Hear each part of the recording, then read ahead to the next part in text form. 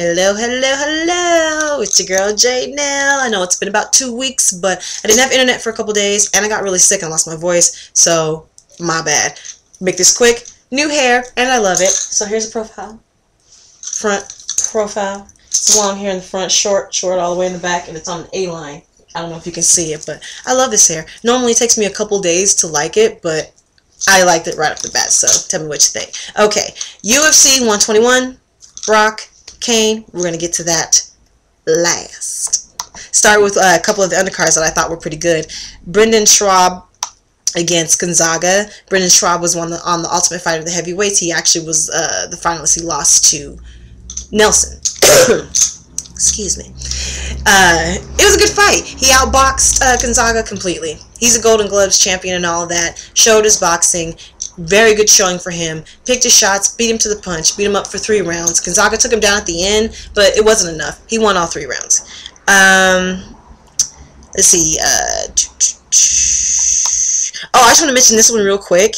It is Guyman and Daniel Roberts. I actually haven't seen either one of these men fight before, but the submission was just so pretty. Okay, so real quick.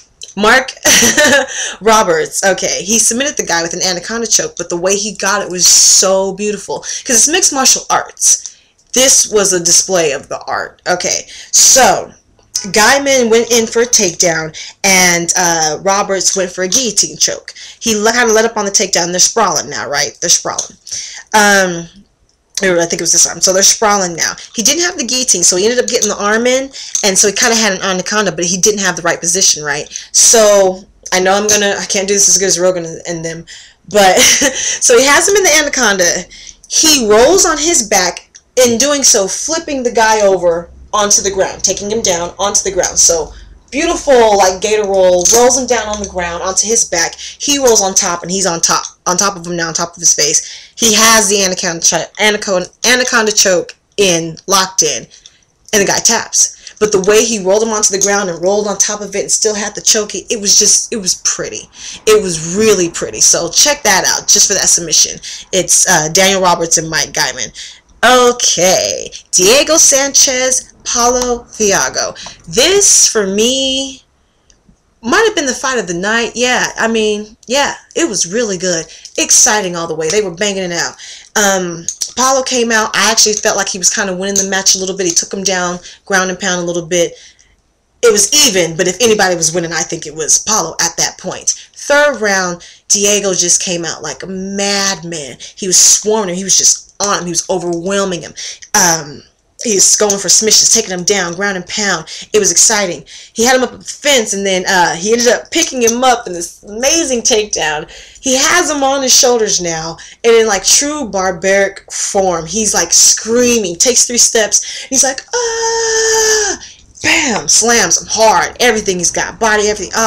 It was just another beautiful moment in mixed martial arts, because like I said, it was that true, like, just warrior yell. It was just in it. And ground and pounded him out. Ended up going all 3 rounds, but he won unanimous decision. And yeah, it was just an exciting, great match. Tito Ortiz, Matt Hamill. I actually didn't know Tito Ortiz was fighting, so it was a surprise to me. Of course, I've seen plenty of Tito. Of course, I've seen plenty of Matt Hamill. Student versus teacher, because Matt Hamill was on the Ultimate Fighter on Tito's team when Tito coached the first time he coached on Ultimate Fighter. Okay, this was a good match too. Matt Hamill's just getting better and better. The striking was kind of a bit even, but I felt like Matt was kind of, well, no, the striking was kind of even. There was moments where he was getting shots in, but Tito was getting his shots in too. But what impressed me was on the ground. When he got Tito on the ground, he just dominated him. He looked stronger. He just was able to get some ground and pound in. He had leverage. He got side control at one point. Tito took him down at one point, but he got right back up. Like, he won the match decisively. Tito even knew it. He raised his hand, you know. Great match. Matt Hamill is just getting better and better. He really is. Jake Shields, Martin Kampmann. I've seen Jake Shields a bunch of times, Strikeforce and all that, so I knew what he could do. Seen Kampmann a bunch of times. And for me, if there was a low point, this was it. This was kind of a dull fight for me. The fans were booing, and, you know, it was just It was kind of slow and like a stalemate. Yeah, the whole fight felt like one big stalemate. Even though Shields was winning. He clearly won. His jiu-jitsu was clearly better. He had the position, controlled him, like he won. But it was just kind of dull. He didn't do any damage. And I felt like Campman did not fight to his potential. He did not use all his weapons. He didn't use his hands the way he has before. It just felt like he wasn't all the way into it. And the last time I felt that way about a fighter, he had broke his hand in the fight. We had found that out later. I forget the fight. But so I'm gonna look it up and see if maybe he got injured, because that's what I don't know. He just wasn't Campman. So, you know, he lost the fight. Yeah. All right, Brock Lesnar, Cain Velasquez. If you don't already know, Brock got his ass whooped in every way. Out, striking, standing up on the ground, in between, dirty boxing on the fence, everything. He got beat. He came out strong with knees, attacking, everything. But Velasquez is so experienced. You know, he's getting out of the way, partially blocking things. Nothing really ever hit him, you know.